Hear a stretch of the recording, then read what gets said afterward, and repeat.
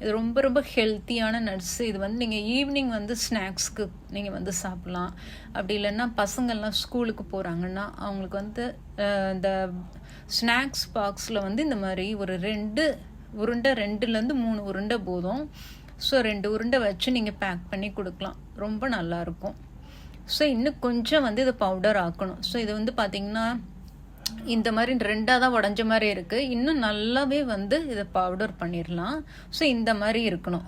இதுக்கு மேலே நீங்கள் ரொம்ப தூளாக்குனீங்கன்னா அப்புறம் வந்து பிடிச்சிட்டு அந்த உருண்டையை சாப்பிடும்போது முழுங்கும்போது நமக்கு வந்து மூக்கில் ஏறுற மாதிரி இருக்கும். ஸோ இந்த மாதிரி இதுதான் கரெக்டாக இருக்கும். இதோட ஏலக்காய் தூள் வந்து ஒரு 1/4 டீஸ்பூன் அளவுக்கு சேர்த்துக்கோங்க.